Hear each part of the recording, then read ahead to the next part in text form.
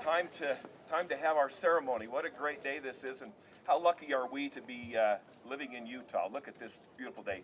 My name is Stephen Handy, and I had a little bit to do with this, and I have the great pleasure to stand here with Governor Cox. Thank you very much, and Senator McKay. And we're just going to each make a few little brief remarks, and then we're going to have a marvelous flag raising. I want to tell you, just to remind you, just for a few minutes, about the kind of the journey that we've been on. So it goes back 6 years.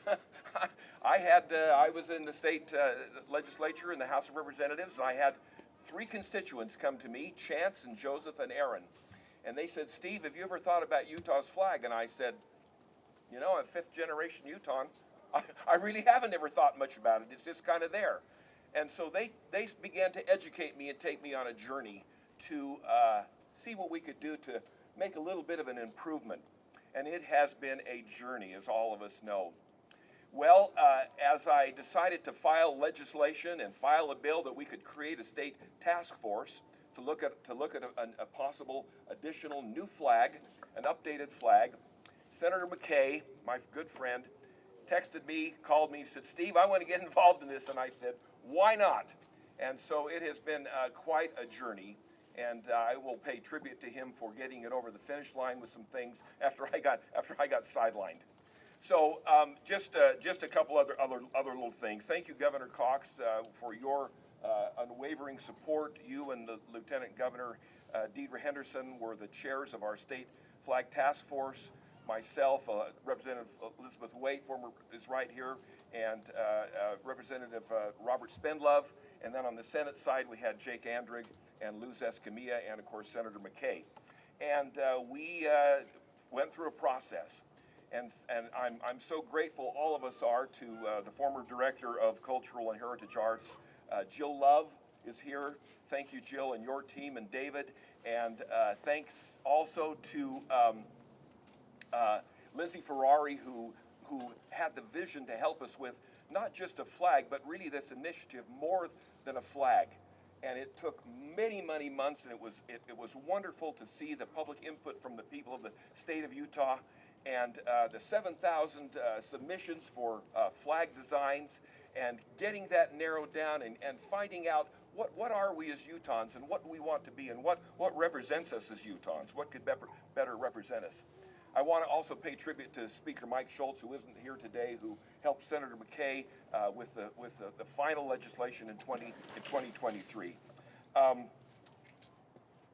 Just one more thing to say is I was interviewed earlier in the week by the Christian Science Monitor. I said, "Wow, the Christian Science Monitor out of Boston," and he asked me. He said, "What has this meant to you to see this flag? What has it meant to you?" And I gave him the example of being in the Rose Bowl in Pasadena on January 2nd, 2023. And so here our youths are running out on the field to play Penn State, and my son gives me one of these in the side. And he says, "Dad, look, there's the flag." And so the team was leading the team out, the cheerleaders or whoever they were, with our new Beehive flag, and you could see it, and the pride that swelled up with the thousands of Utahns that were there that day. That was an amazing experience. I had another experience this last December. We were down at the National Finals Rodeo, and here the Cowboys and the Cowgirls come out leading each of their state, contestants, and here is our flag for 10 nights in a row. This flag with 18 to 20,000 every night. It was distinctive. It stood out. It was right there. You knew what it was against the Colorado flag, the Texas flag, the California flag, the Arizona flag. So here we are today to have this flag raising. It has been a journey, and again, appreciation to Senator McKay. I think that he must get up every morning and have cornflakes that have, be able to have some kind of medicine in there or something that makes him immune to arrows and bullets. And I don't eat that kind of cornflakes. That's not the kind of cornflakes I eat. But to thank all of you for being here, the magnificent participation, Taylor Morgan and his team to organize this, help us. But I want to thank Ron Fox standing here, Michael DeGroot standing here, John Hartvickson, who helped us, one of our vexologists who came around. But one more just tribute to those three constituents, Chance and Joseph and Aaron, who came to me and said, we can do better, and we are doing better. This will bring great pride for our state, and I'm so excited to see what happens from the years to come. Senator Briquet, to you, and then to Governor Cox, please.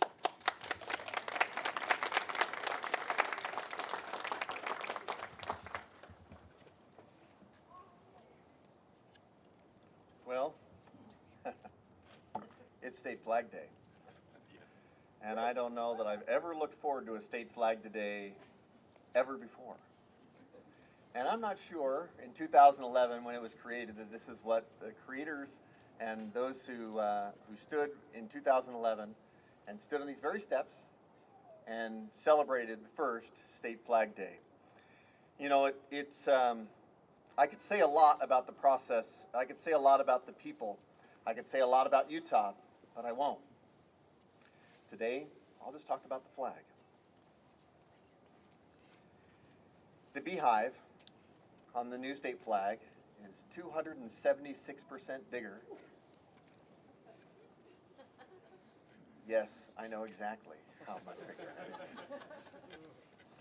It symbolizes industry, community, in the year 1847, the year in which the pioneers first settled Utah. The Utah Star symbolizes the year 1896, the year in which Utah, after many, many years of trying, became a state. The top segment represents Utah's skies and symbolizes faith. The middle segment represents Utah's snowy mountains and peace, the peaks of which symbolize Utah's indigenous people. The bottom segment represents the red rocks of southern Utah and symbolizes the perseverance and the state's unique landscape. I left one important piece out of the symbolism, and that's the hexagon. It is the strongest naturally occurring shape in nature. The bees have been using it inside the beehive since they were bees. And I'll say this, as we were putting together the flag, we looked at circles, we looked at squares, we looked at all kinds of things to try and capture and really frame the beehive just right. And one of the early designers, Ben Barnes, put a hexagon around the outside of the beehive, and right when I first saw it, I fell in love with it. And one of the things I fell in love with it is the story that it tells about the strength that goes on inside the beehive. And it's the story that I hope people walk away from knowing about the state of Utah. Is not just our physical strength. It is our perseverance as a people. As I look to those mountains and realize the pioneers came through them, I'm reminded of their strength. When I look out over this valley, it is impossible not to be reminded of the strength of our people. And I hope that going forward, we will have the strength to meet the challenges that meet us on a regular basis. And it is my hope that that strength is enough that will bring us together. Not just one that makes us individually strong, but makes us strong as a people and stronger together. For truly, that is what makes a hive industrious, is the fact that they're all working together. And so, on this Flag Day, I am grateful for the many of you who are here today to celebrate, have come together to celebrate our strength. And a man whom I know appreciates that strength from pioneer stock and heritage is the governor of the great state of Utah, Spencer J. Cox. Governor.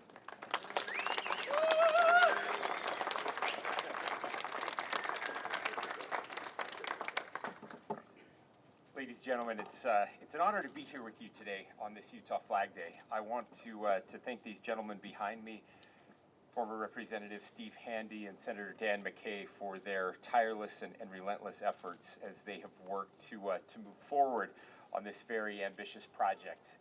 For the first time in our state's history, we actually have a flag with input from the people of Utah. That's something that never happened before, something I learned as we were going through this process. I'm excited that this day has finally come. Like so many states, Utah has a wonderful historical flag that showcases our state seal. But as I've said often, seals were never meant to be flags. Many, including Senator McKay and others, saw an opportunity for this update and a chance to design a flag that was more distinct from other states and that more fully reflected the beauty of our land and our people. And so, as Representative Handy mentioned, the Utah State Flag Task Force was established during the 2020 legislative session. There wasn't much else going on during that legislative session in 2020, but I'm grateful that something good came out of that. 2 years later, the Utah Department of Culture and Community Engagement launched a public engagement effort, More Than a Flag, with the help of 6 community-based subcommittees with expertise to guide the redesign. We asked for public input, and public input came.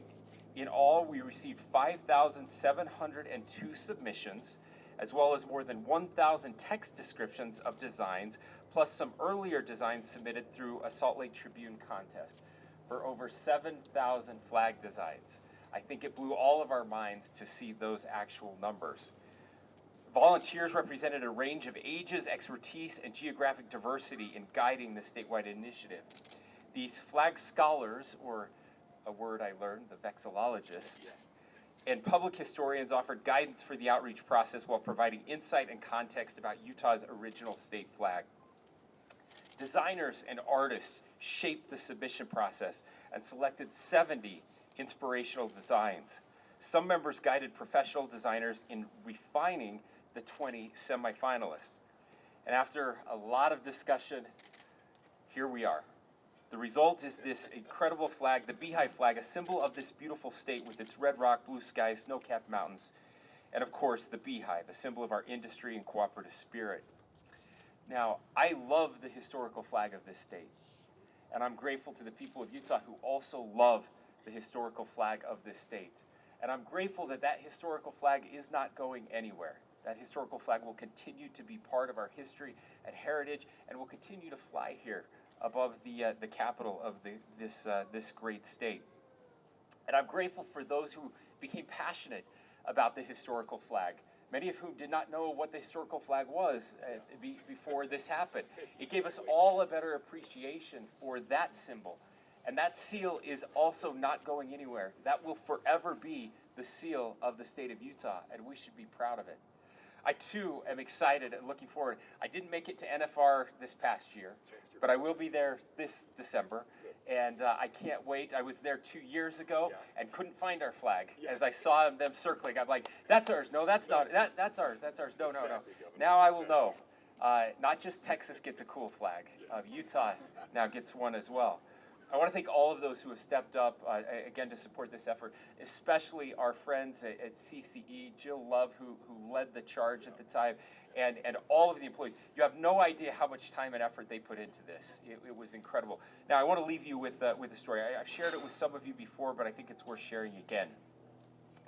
This is, I loved looking at the submissions, all 7,000 of them, especially from our young people. But this one was not from a young person. This was a submission of somebody that from Sanpete County that I'm very proud of. So in April of 2022, as we were going through this process, I received this letter. Dear Governor Cox, my father, Benton Lawrence Peterson, passed away on February 19th. While going through his personal items, I found this state flag that he drew. So I figured it couldn't hurt to send it to you. He wasn't a great artist, but he was a great guy. The beehive in the middle, of course, represents industry and working together in the state. The white represents the greatest snow on earth, and the green border represents the farmers and agriculture. I loved him very much, and I will forever miss him. Signed, Grant L. Peterson, his son.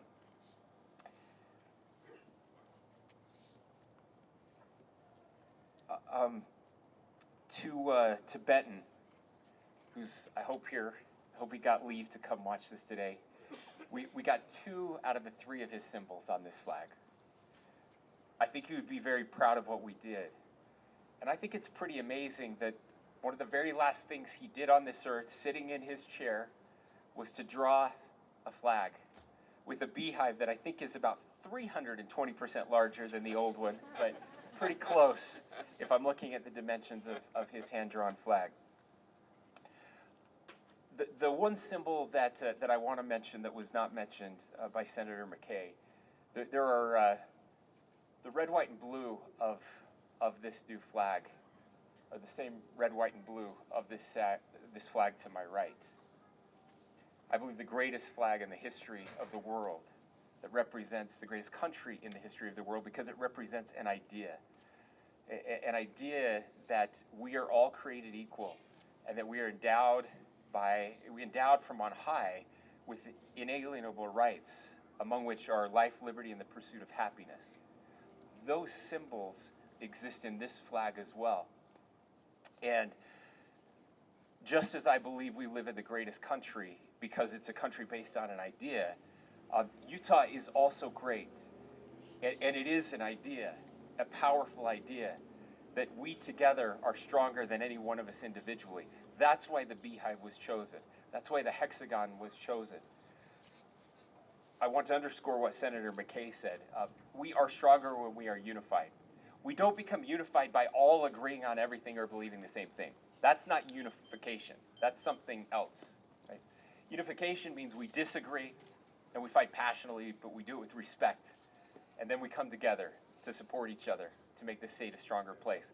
And that's what this flag represents, and it will represent the state of Utah from now, I hope forever, as we leave this great ideal to future generations. I'm proud of what we were able to accomplish over the past few years, and I'm proud of the people that helped make it happen. I love this state. I love her people, and I want to congratulate her people on their new flag.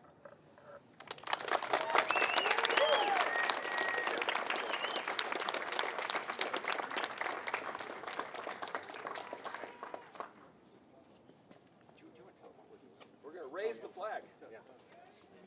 Okay, thank you. So, thank you, Governor. We're going to take now, the Governor is going to take the sword, and this is going to cut the seal on the new larger state flag that we're then going to put on the flagpole. Those who've been asked, please come forward and help unfurl the flag, and we'll put it on the new flagpole.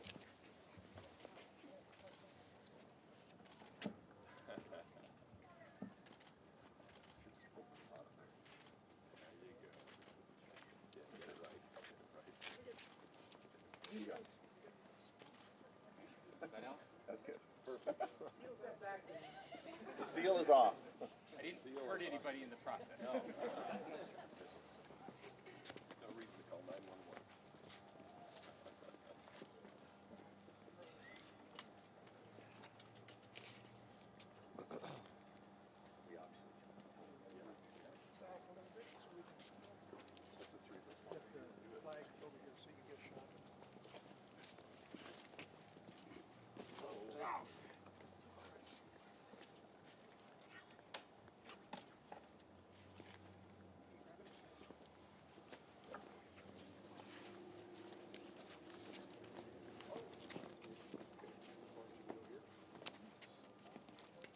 Elizabeth, get up here, Elizabeth. Elizabeth, wait. Elizabeth. Come on. Come on, Elizabeth. Come on. Come on. Come on.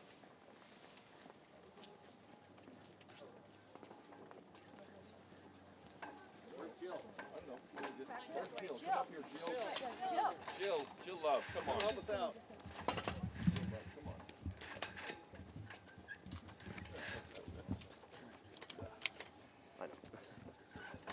It's gonna go. It's gonna go.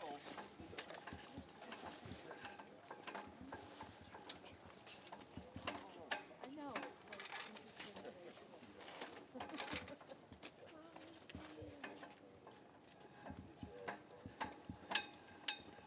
There it goes.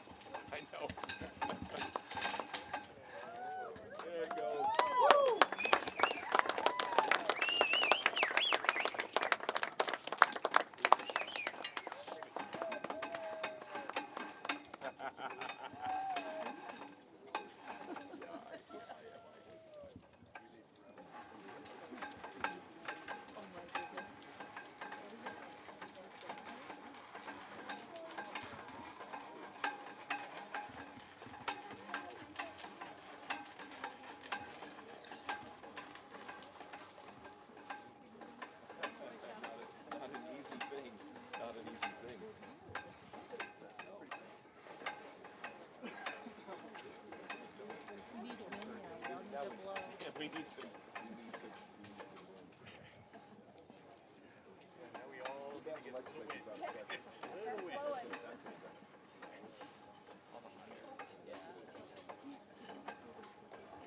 If the legislature was in session, there's enough hot air to blow this flag really easily. Well said. Sign and die, right? It'll get going. There you go. There it gets going. There it gets going.